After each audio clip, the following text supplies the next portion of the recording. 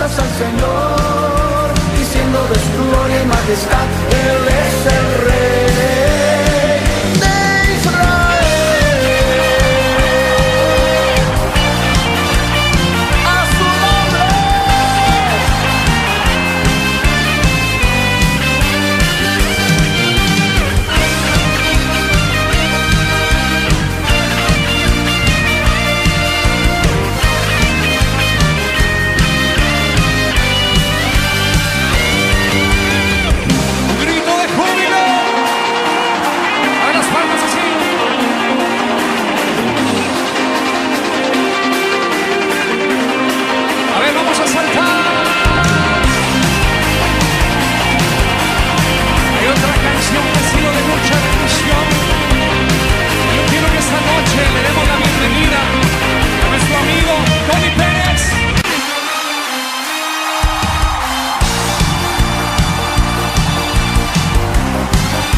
A su nombre. Es el Rey de toda la tierra. Vamos, dilo conmigo. No hay otro como Él. Vamos a decirlo con fuerza. Dilo conmigo. El Señor es mi Rey, mi todo. El Señor es mi luz, mi Rey. Dile el que te hace vibrar, el que me hace vibrar de gozo, el que guía mis pasos, el que extiende sus brazos. Díselo, el creador de los cielos. Una vez más fuerte. El Señor es mi Rey, mi todo. El Señor es mi luz, mi Rey, que me hace vibrar, el que me hace vibrar de gozo, el que guía mis pasos, el que extiende sus brazos. Díselo, el creador de los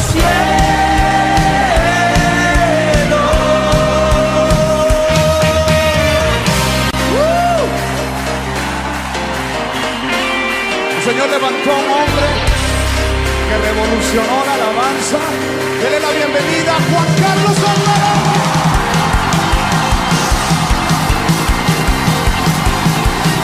¿Alguien tiene gozo? 1, 2, 3, oh. Cristo no está muerto. Está vivo. Mi Cristo no está muerto.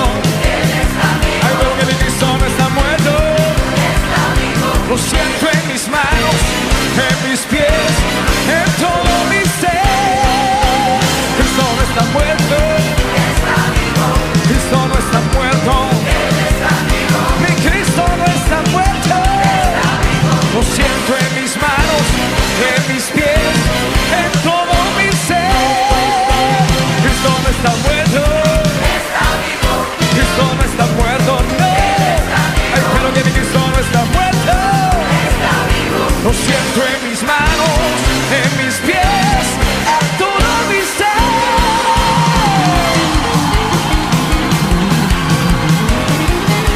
Adórale.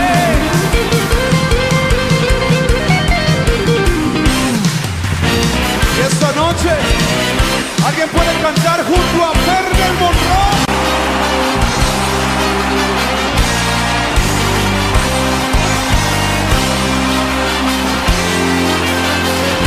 Una explosión de victoria.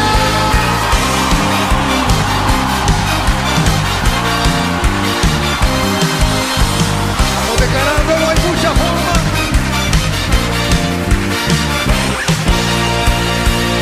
Hay muchas formas de alabar tu nombre y de exaltarte, oh Jehová. Hay muchas formas de magnificarte, pero ahora lo haré así. Remolinando, remolinando, celebraré a Jehová. Remolinando, remolinando, me haré más vil por causa de Jehová. Me haré más vil por causa de Jehová. Me haré más vil por causa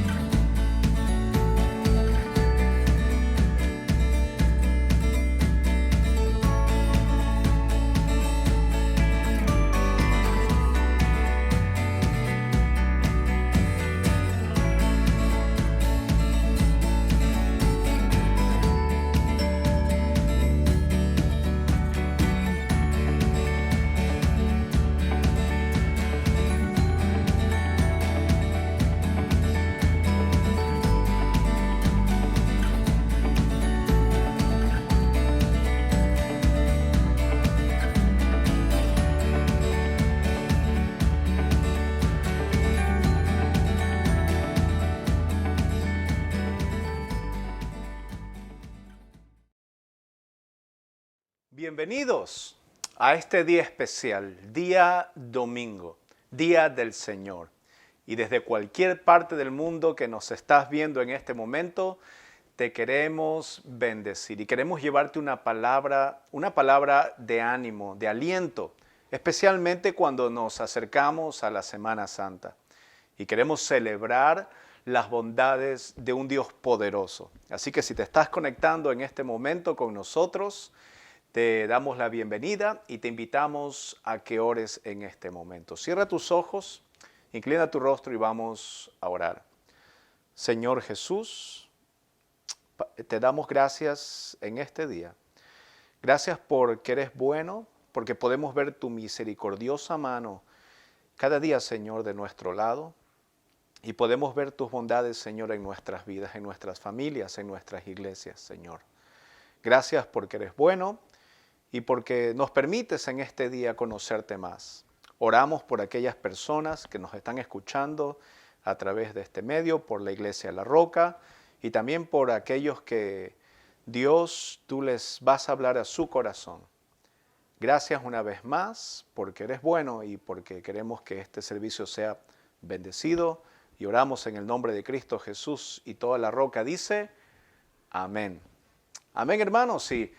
Hemos terminado una serie donde hemos estado hablando acerca del amor, el amor de Dios. Y hemos tomado febrero y la primera semana de marzo para hablar de este tema tan importante que es el verdadero amor. Esperamos que haya sido de bendición y también tuvimos un pastor invitado la semana pasada que nos habló acerca del libro de Esther, ¿no es cierto? Y que sacaron algunas verdades muy buenas para nuestras vidas. Pero queremos hoy día cambiar un poquito el rumbo y queremos que usted pueda disfrutar de una nueva serie, porque se viene la Semana Santa. Y quiero decirle que no hay una Semana Santa si es que no hay una vida santa. Y esa vida santa va a ser el tema de las próximas predicaciones, incluyendo el Viernes Santo y el Domingo de Resurrección. Así que te invitamos a que no te pierdas ninguna de estas prédicas para que entiendas mejor el plan de Dios para tu vida.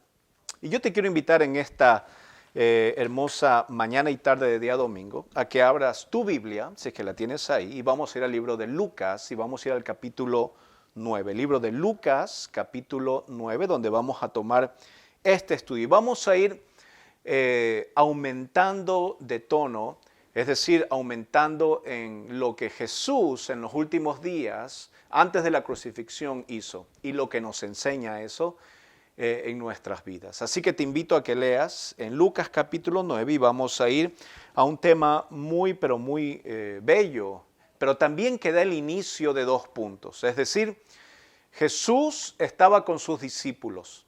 Jesús había preparado a sus discípulos, había mostrado la gloria de Dios aquí en la tierra a través de milagros, le había confrontado a los religiosos de ese tiempo, había ido a las sinagogas a decir que la profecía se había cumplido, que el reino de Dios se había acercado. Y los discípulos habían visto todo este movimiento espiritual que había traído Jesús a sus vidas y también los milagros y también cómo las palabras de Jesús eran verdad y cómo Él enseñaba, etcétera. Pero llegó el momento de que los discípulos se enfrentaran al plan de Dios por completo. Y es que no basta solamente con los milagros o vivir de los regalos de Dios, sino que tenemos que ver el sacrificio, lo profundo que es el regalo de Dios en nuestras vidas, es decir, la salvación. El sacrificio de Jesucristo era algo que los discípulos tenían que entender y el plan de Dios muchas veces cuesta, pero recordemos que el Espíritu de Dios está con nosotros. Dice la palabra de Dios en Lucas capítulo 9 y vamos a leer del versículo 18 en adelante. Dice la palabra de Dios así, Lucas 9 del 18 al 27. Aconteció que mientras Jesús oraba aparte, estaban con él los discípulos y les preguntó diciendo, ¿quién dice la gente que soy? Ellos respondieron, unos Juan el Bautista, otros Elías y otros que algún profeta de los antiguos ha resucitado. Él les dijo, ¿Y vosotros? ¿Quién decís que soy? Entonces respondiendo Pedro dijo, el Cristo de Dios. Versículo 21 dice, pero él les mandó que a nadie dijesen esto, encargándoselo rigurosamente. Versículo 22 y diciendo, es necesario que el Hijo del Hombre padezca muchas cosas y sea desechado por los ancianos, por los principales sacerdotes y por los escribas, y que sea muerto y resucita al tercer día. Y decía a todos, si alguno quiere venir en pos de mí, niéguese a sí mismo, tome su cruz cada día y sígame.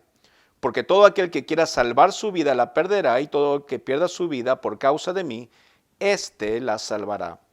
Pues ¿qué aprovecha el hombre si gana todo el mundo y destruye o se pierde a sí mismo? Porque el que se avergonzare de mí y de mis palabras, de éste se avergonzará el Hijo del Hombre cuando venga en su gloria y en la del Padre y de los santos ángeles. Pero os digo en verdad que hay algunos de los que están aquí que no gustarán la muerte hasta que vean el reino de Dios. Esta palabra de Dios que es poderosa y que en este día vamos a tomarnos un tiempo para meditar en ella y para sacar algunas verdades que queremos compartir con ustedes. Yo recuerdo que cuando mi esposa y yo nos casamos, y el anhelo de toda pareja es tener hijos. Y una de las anécdotas más entretenidas que hay en mi vida es cuando tuvimos nuestra primera hija, Victoria. Y es una de las más entretenidas porque como todo padre uno se prepara, ¿no es cierto? A lo mejor usted vea en su plan del matrimonio, bueno, no le voy a explicar cómo se hacen los hijos, eso que se los expliquen sus padres, pero sí le voy a explicar algo importante. Uno nunca está preparado para ser padre y es parte de la vida. Pero el momento que uno tiene sus hijos, es como que algo hace clic en nuestras vidas donde podemos saber y podemos sacar adelante a nuestros hijos, podemos criarlos y a pesar de que algunos no somos perfectos los padres, pero sí en ese momento Dios nos ha dotado con esa esencia para poder suplir esas necesidades, para poder enseñar a nuestros hijos. Yo recuerdo que cuando nació nuestra hija, yo estaba muy nervioso, yo soy un poco nervioso, pero en ese momento estaba muy nervioso y cuando salimos del hospital yo creo que me demoré media hora en poner la sillita de mi hija en el carro y la amarré así con todo, asegurándome que todo esté bien al carro. Y en una calle de 80, bueno, yo no iba a 80, iba menos de 80, iba con mucho cuidado, iba creo que a 40, 50 y los carros me pasaban, pero yo, padre primerizo, estaba muy nervioso. Y después fui comprendiendo y confiando poco a poco a medida que fueron creciendo mis niñas. Lo que le quiero decir con esto es que asimismo el plan de Dios que hay en nosotros los vamos entendiendo de una forma paulatina.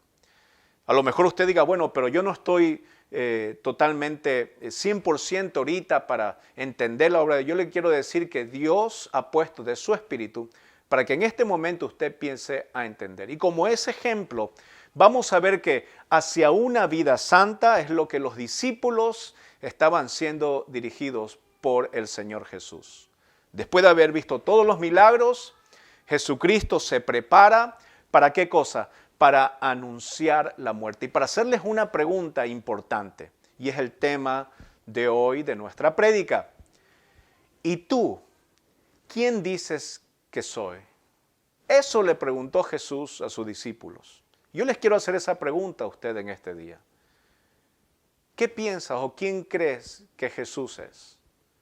Y en estos tiempos de confusión, estos tiempos donde realmente hay muchas opiniones y hay mucha, inclusive entre el pueblo cristiano, hay muchas cosas que uno habla y que uno piensa y que uno escucha, etc. Pero la pregunta es muy personal. ¿Quién tú crees que es Jesús? Y esa pregunta se las hizo el mismo Señor a los apóstoles. Ahora en el versículo de Lucas 9, el versículo 18, dice la Biblia que mientras que Jesús oraba aparte, estaban con él los discípulos.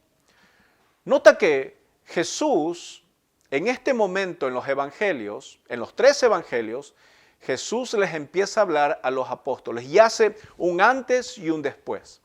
En los 3 evangelios, 3 veces Jesús anuncia su muerte. Es decir, los que escribieron los evangelios entendieron la importancia y el punto de quiebre que había entre entrenar a los discípulos para la obra de Dios y mostrar la obra de Dios para lo cual los discípulos habían sido entrenados. Y es que no es lo mismo cuando usted escucha la palabra de Dios a que cuando usted entiende la palabra de Dios. Y es importante que en este tiempo separemos, ¿no es cierto?, en ser niños de ser adultos, es decir, espiritualmente. Si usted ha estado tomando leche espiritual, es decir, los rudimentos básicos del Evangelio, yo le quiero hacer un challenge hoy día. Y le quiero decir que usted tiene que ir más allá para que entienda a mayor profundidad. ¿Cómo se hace eso? Bueno, usted entiende que hay que ir a los discipulados, usted entiende que hay que ya no estar leyendo 3 pasos para ver cómo salir feliz en la vida, sino que usted tiene que empezar a leer algo y estudiar algo que se llama teología. Y no es malo hablar de teología. Hay muchas personas que dicen, bueno, no, porque estudiar a profundidad la Biblia arruina la vida y divide. Yo le digo, no es verdad. Dice, no, pero hablar de doctrina divide. Yo le digo, sí, tiene razón. La doctrina divide. ¿Sabe qué divide? La verdad del error. Y cuando usted aprende la doctrina de Dios, las enseñanzas profundas, los tesoros inmensos que ha dejado Dios en su palabra, porque la palabra de Dios es un tesoro, usted va a empezar a separar el error que hay en su vida de la verdad del Evangelio. Y eso es algo importante. Entonces, tenemos que aprender de esta historia que nos muestra el Evangelio, de cómo Jesucristo les enseña a sus discípulos la profundidad del plan de Dios. Ya no que solamente vean los milagros, que vean y cómo la gente cree en el Señor por los milagros que se hacían en ese tiempo, pero les explica el padecimiento que Él tenía que tener. Ahora, para esto, en el versículo 18, lo primero que hace Jesús y lo primero que tendemos que aprender nosotros ante circunstancias que se nos presentan en la vida es responder ante esas circunstancias con la oración. No hay mejor cosa, y el Señor nos enseña que no hay mejor cosa que en esta vida que la oración. La oración nos ayuda a nosotros a vencer los obstáculos. Nos ayuda a llegar al Señor. Dice la Biblia que Jesús intercede, el Espíritu Santo intercede y el Padre responde a cada situación que nosotros tenemos en nuestras vidas. Y Jesús, precisamente antes de anunciar su muerte, Él estaba orando. En tan difícil cosa que los discípulos iban a entender, Jesucristo se mantenía en oración. Estaba, dice la Biblia, solo orando. ¿Por qué? Porque necesitaba fuerza el Señor. Mire, no es fácil tomar decisiones en nuestra vida. Decisiones importantes. Pero usted tiene que confiar que la oración tiene ese poder. Que el Señor tiene el poder de estar ahí para ayudarte en tu necesidad de acuerdo a su voluntad. Y no hay mejor cosa que descansar, dice la Biblia, que llevemos esas cargas hacia Él, que descansemos en Él, en el Señor. Y es importante que nosotros entendamos que no solamente la oración sirve para nosotros, para darnos fuerzas, sino también que sirve para los demás. A lo mejor cuando sus hijos vean que una situación quiera doblar su vida, vean sus hijos que usted dobla sus rodillas para que Dios cambie esa situación. Y yo le quiero decir, hermano, que la Biblia nos anima a nosotros a que nos mantengamos en oración. Dice la palabra de Dios en Mateo, por ejemplo, 26, velad y orad para que no entréis en tentación. El espíritu a la verdad está dispuesto, dice la Biblia, pero la carne es débil. No solamente que oramos ante las situaciones difíciles, sino que oramos porque tenemos enemigos en nuestras vidas. Ese enemigo puede ser Satanás o puede ser su carne. Y usted necesita estar vigilante en todo tiempo. La buena noticia es que el Señor responde. Dice, por ejemplo, el rey David en el Salmo número 91, versículo 15, me invocará y yo responderé. me invocará y yo responderé. ¿Sabe? Hay veces en que yo he tratado de llamar a la compañía de teléfono y créame que es un martirio. Tengo que estar esperando horas y horas y horas hasta que alguien en el otro lado de la línea me diga, bueno, sí le puedo ayudar. Y a la final, cuando llamas por tu teléfono o por el internet, créeme que no te ayudan mucho. Pero la Biblia dice que podemos llamar a alguien. Ese es Dios. Y cuando tú lo llamas e invocas su nombre, Él te responde. Y dice la Biblia también, con Él estaré yo en la angustia. Lo libraré y le glorificaré, dice el Señor. No solamente que Él te responde, sino que te ayuda a salir de los problemas, las circunstancias y de muchas cosas que tú estás pasando en tus situaciones. Pero sigamos, dice la Biblia en el versículo 18, que Jesús estaba orando aparte, estaba con él los discípulos y les preguntó diciendo, ¿quién dice la gente que soy yo? Una pregunta interesante. No porque Jesús sea vanaglorioso o porque dice, ay, yo quiero ser el mejor, sino que es una pregunta que iba a preparar a los discípulos.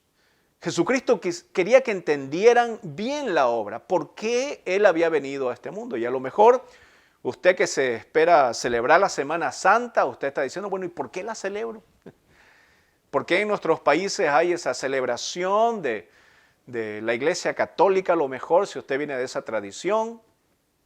Pero usted tiene que entender como una persona madura en estos tiempos, ¿por qué? ¿Quién cree usted que es Jesús?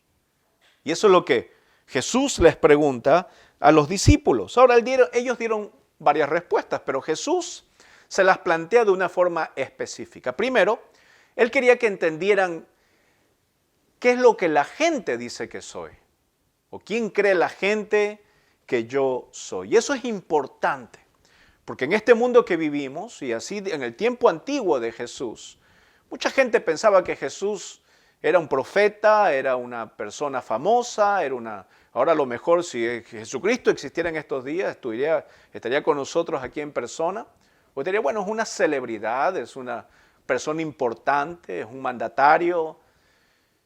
Pero ¿quién es Jesús? Y especialmente para usted. La pregunta que Jesús le hizo a los discípulos, ¿quién dice la gente que soy yo? Interesante que le hace esta pregunta porque a lo mejor Jesús quería enseñar a sus discípulos y comparar lo que el mundo dice de lo que realmente es. Es que esa separación te la da solamente la profundidad de la palabra de Dios. Yo recuerdo que me enseñaron a mí que Jesús era un buen hombre, que hacía muchas obras de caridad y que si te sentías mal ibas donde Él, etc. A mí me presentaron una religión, una cosa superficial, un estado de mente y de ánimo que solamente era algo momentáneo, pero nunca me habían enseñado la profundidad de una fe que dura y perdura por siempre. Y es que la profundidad de la palabra de Dios te da a entender que Jesucristo no solamente era un buen hombre, no solo se queda ahí, no solamente que era un profeta, no solo se queda ahí, sino que Jesús es el plan de Dios para la salvación del mundo. Y eso, hermano, usted tiene que entenderlo. Hermana que me está escuchando, usted tiene que entender y usted tiene que separar, usted tiene que crecer, usted tiene que madurar. Y si usted no lo quiere hacer, se va a perder de muchas bendiciones. Lo peor de una vida santa es no entender la santidad.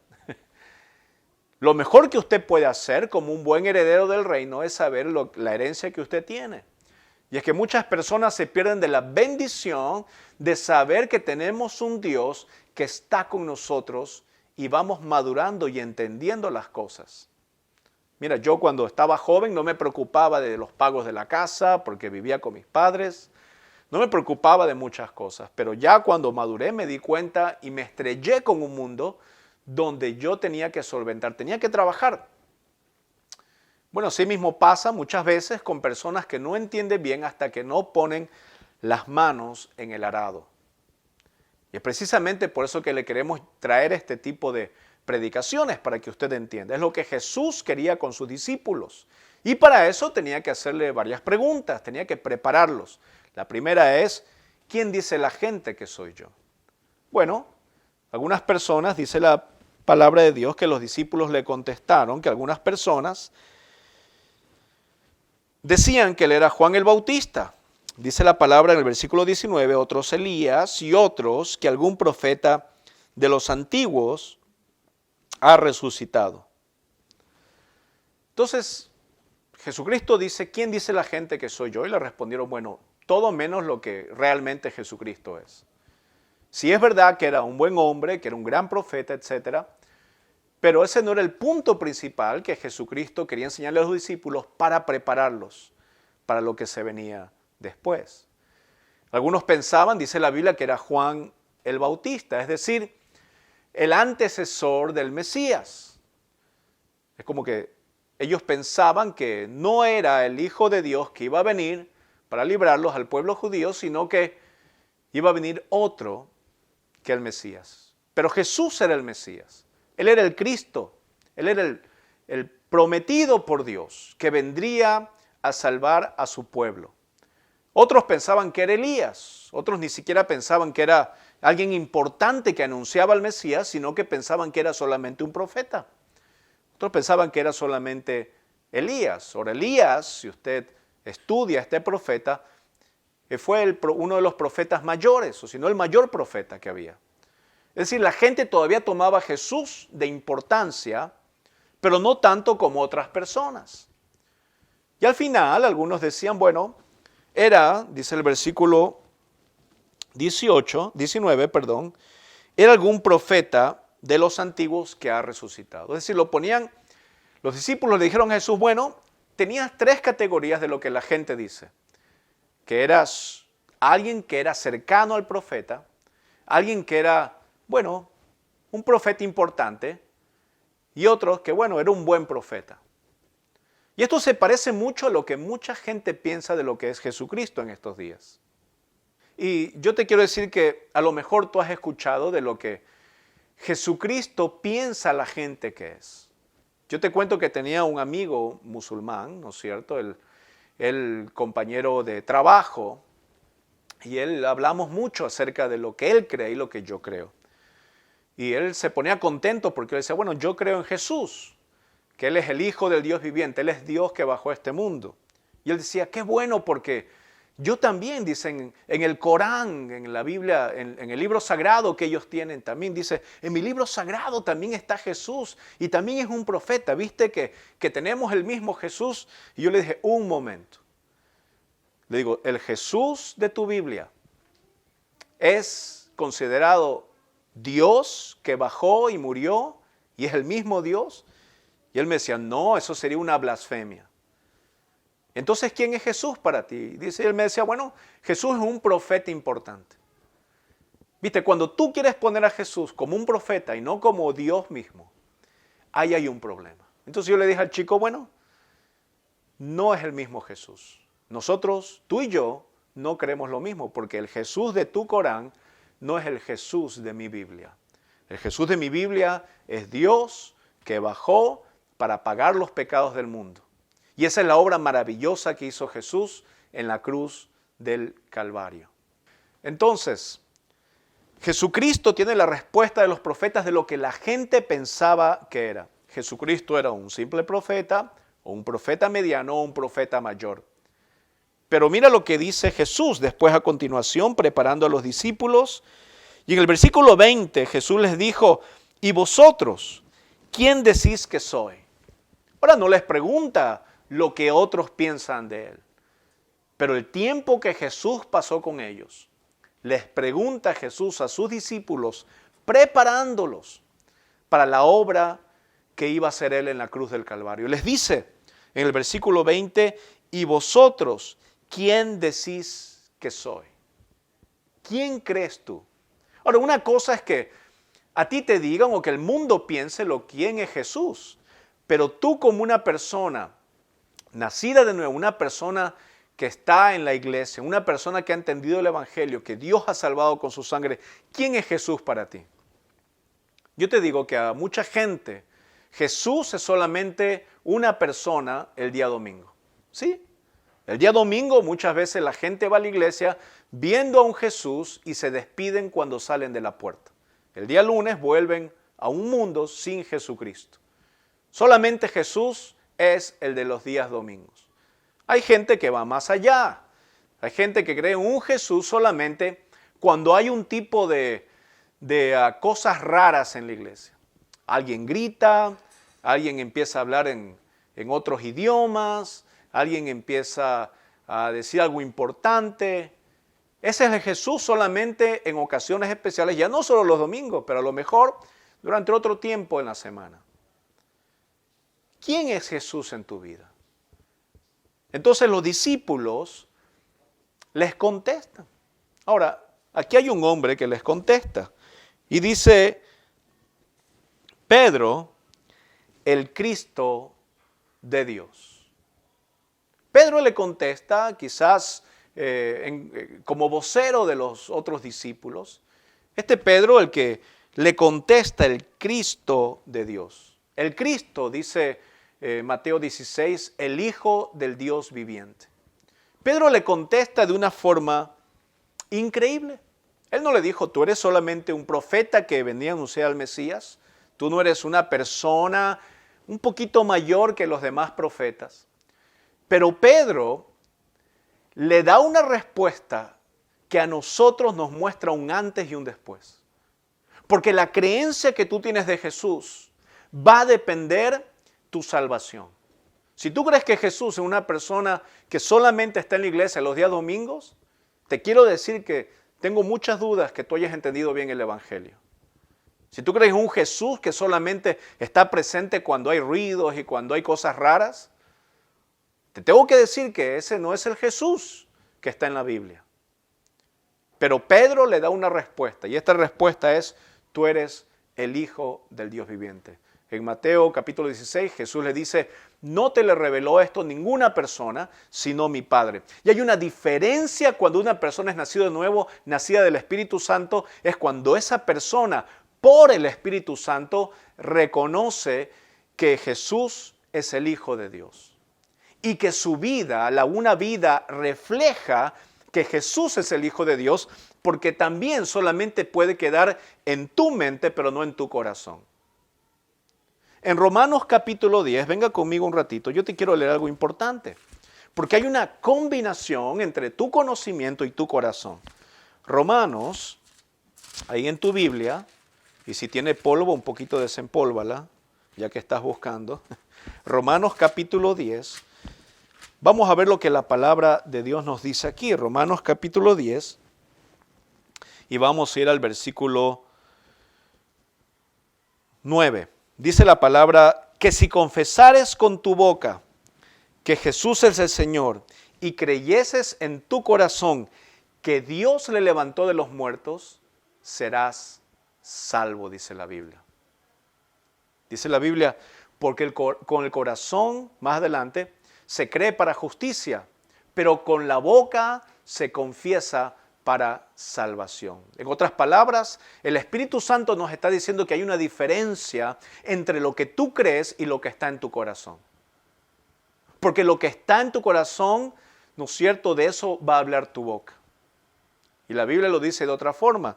Jesucristo dijo, porque del corazón va a hablar tu boca. Y si son cosas malas, vas a hablar cosas malas. Hay personas que me dicen, bueno, pero ¿por qué no puedo decir malas palabras?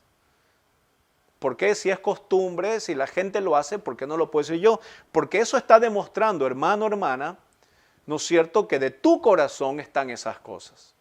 Esas cochinadas de palabra están en tu corazón y vienen de tus impulsos y vienen de tu mente.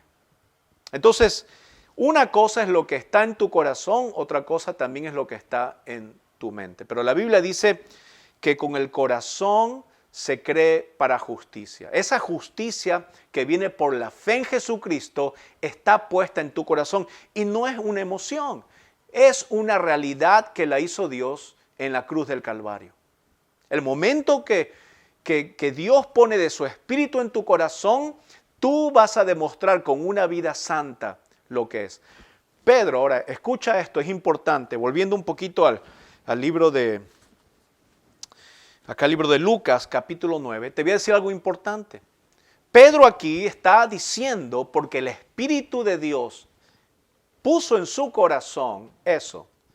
Pedro está diciendo que Cristo, y reconoce que Jesús no es solamente un dominguero, no es solamente un emocional, sino que Jesús es el Hijo del Dios, el Cristo, el Hijo del Dios viviente, dice Pedro, y le contesta a Jesucristo.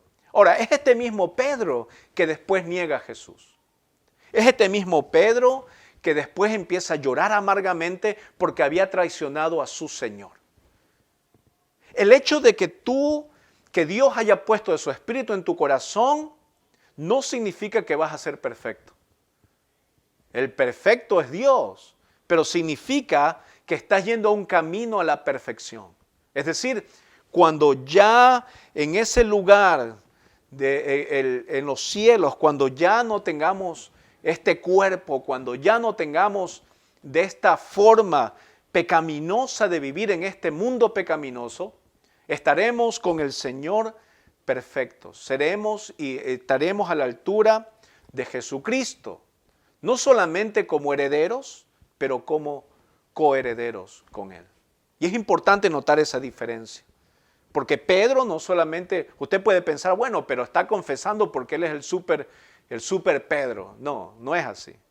Usted puede cometer errores en su vida. Nosotros cometemos errores en nuestras vidas. Como padres, como ministros, como hijos, como esposos. Pero tú tienes que entender que la confesión de Pedro es un estado espiritual. Y si tú tienes esa convicción en tu vida, es porque Dios ha puesto de su espíritu en tu corazón. Y esa hace la diferencia. Y créame, uno puede descansar en que Dios está con usted siempre. Porque de una vez que pone Dios en tu corazón, su espíritu lo sella y eso nunca se va a ir de tu vida. Pero si tú vives en un mundo ficticio donde tú crees que por tus emociones, porque un día estás bien y otro día estás mal, un día hablas de Dios, el otro día lo niegas, un día te acuerdas de Él, otro día no, vamos a tener un gran problema. Porque una cosa es cometer errores, otra cosa es vivir en el pecado. Y una Semana Santa no puede vivirse sin una vida santa. Y la confesión de Pedro es el primer paso hacia la vida santa. ¿Quién dices que soy?, le pregunta Jesús a sus discípulos. Pedro contestó, porque su espíritu, el Espíritu de Dios, fue puesto en el espíritu de Pedro. Entonces, Pedro le contesta, pero él les mandó, y algo interesante aquí, el Señor les mandó a que no dijesen nada a nadie. Bueno, creemos porque Él no quería en su plan que tomara Satanás ventaja de esto y tratara de impedir los planes de Dios. Y el plan de Dios para sus discípulos era que entendieran que ellos iban a ser instrumento juntamente con la crucifixión de Jesucristo. Escucha lo que dice más adelante el Señor en el versículo 22. Dice, y diciendo, es necesario que el Hijo del Hombre padezca muchas cosas y sea desechado por los ancianos, por los principales sacerdotes y por los escribas, y que sea muerto y resucite al tercer día.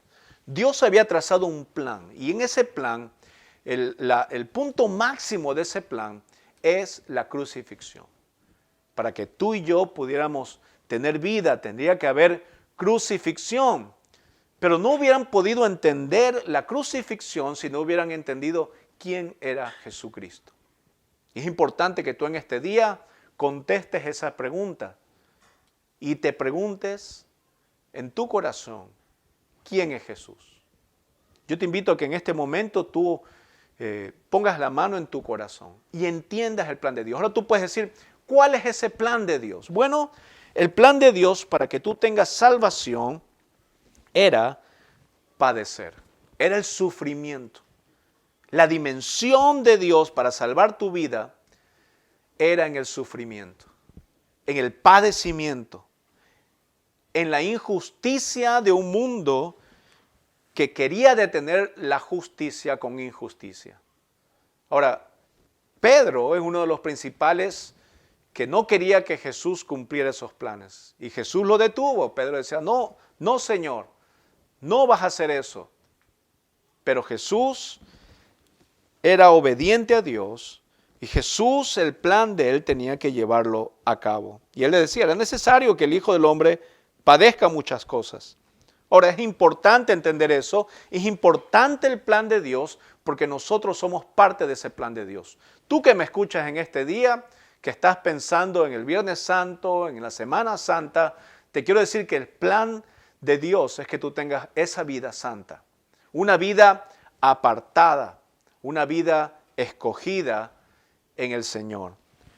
Y ahora viene una parte importante, después de que Jesucristo separa, ¿no es cierto?, la juventud en el sentido espiritual de los apóstoles, con la madurez de los apóstoles, nos enseña algo importante que todo discípulo debe saber. Y en el versículo 23 dice así, y decía a todos, si alguno quiere venir en pos de mí, niéguese a sí mismo, tome su cruz cada día y sígame. Quizás no entendían muy bien el significado y la magnitud de lo que estaba diciendo Jesús. Primero, porque no había pasado todavía la crucifixión. ¿Cómo es eso que tome mi cruz? Bueno, la cruz era un castigo. La cruz era un castigo público donde una persona que llevaba la cruz iba de seguro a morir. En otras palabras, Jesucristo les está diciendo, bueno, el que quiera seguirme va a tener que renunciar a su vida. Y es precisamente el plan de Dios para nosotros los cristianos en que nosotros renunciemos a nuestra vida. Cada día.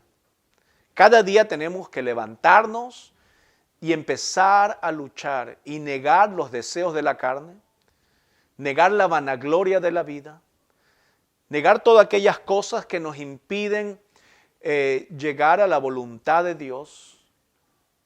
Todas estas cosas Jesucristo le está diciendo, bueno, es como una cruz. Tú tienes que agarrártela, trepártela al hombro y saber que vas un camino de muerte. Y eso es el precio que uno paga por seguir a Jesús. Ahora, esa es la noticia que a lo mejor algunos tienen problemas con entender. Que cada día tenemos que negarnos, cada día tenemos que estos pensamientos, esta programación que nos ha hecho el mundo, tenemos que sacarnos esa memoria y poner la memoria de Cristo en nuestras vidas.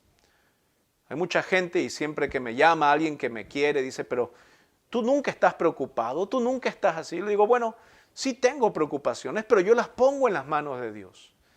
Y aparte, por más que yo me empiece a preocupar de las situaciones, más es por mí el descanso que tengo en Dios.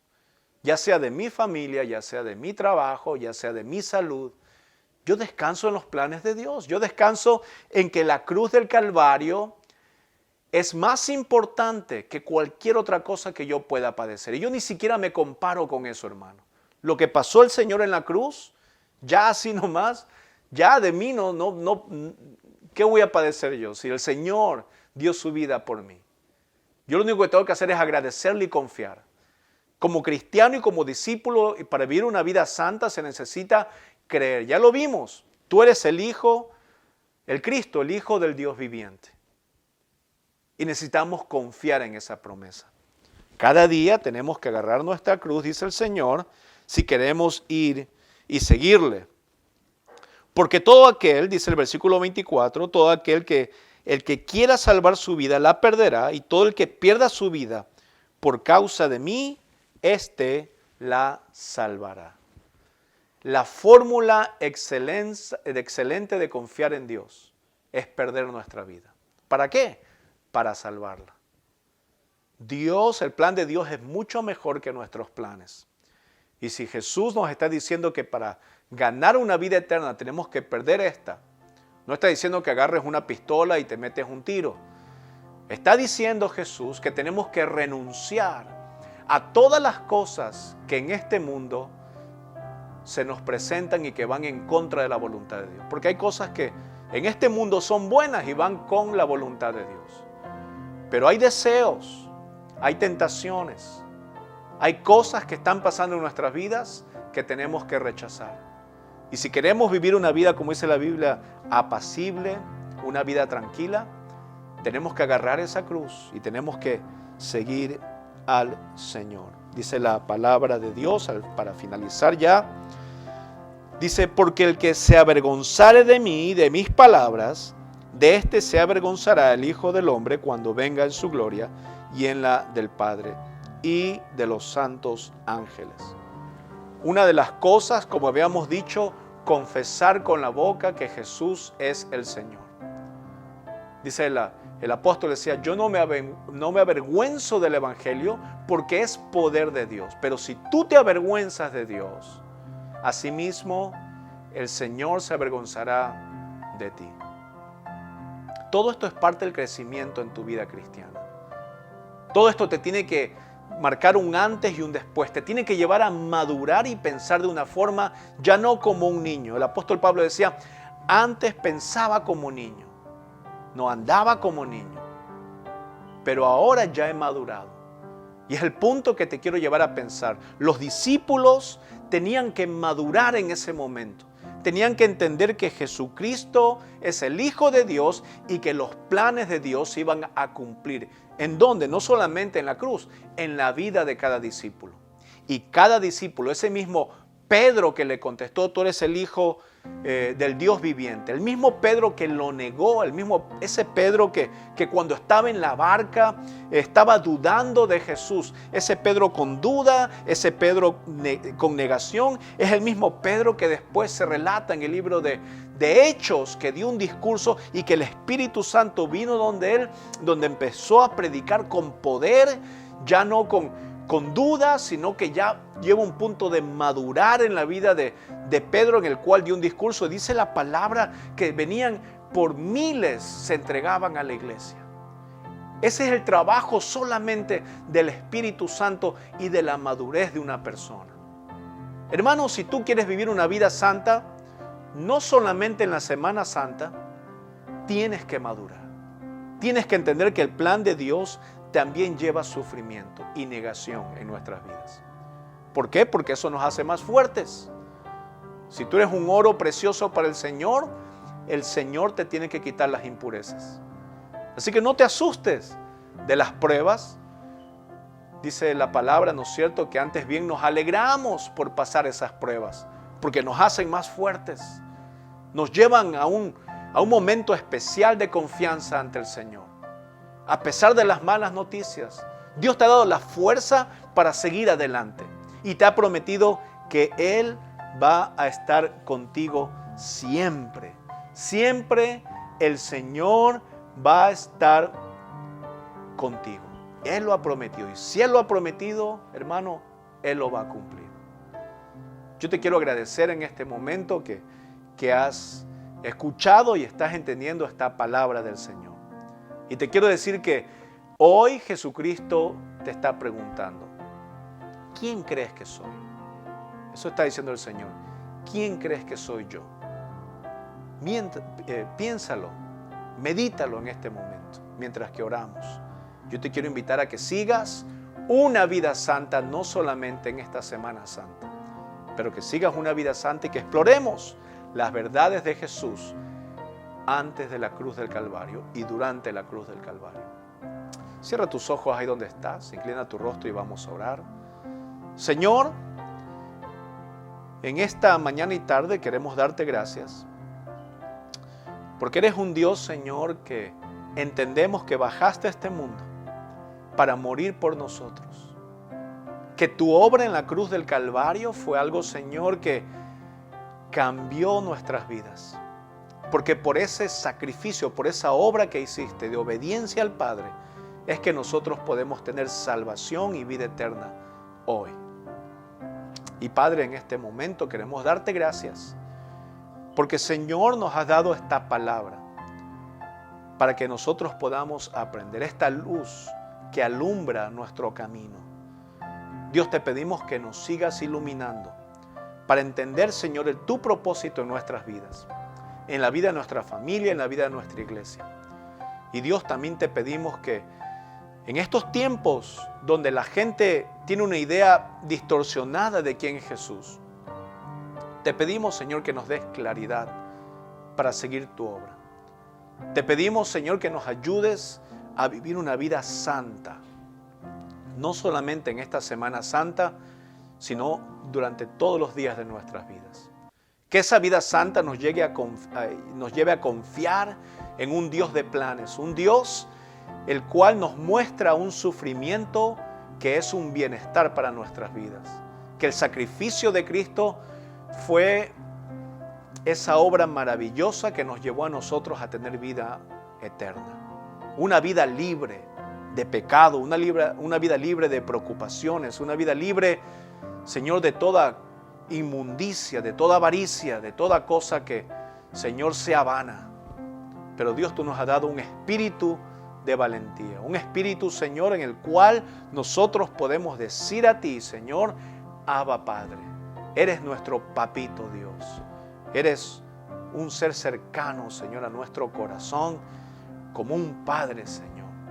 Y podemos venir a ti, Señor, así como vinieron los discípulos, como vinieron los apóstoles ante tu presencia. Y sabemos y tenemos la convicción que tú nos escuchas y nos hablas, Dios. Gracias por esta vida santa que nos has dado y te queremos pedir, Señor, que nos bendigas en esta semana, en el nombre de Cristo Jesús. Y toda la roca dice, amén.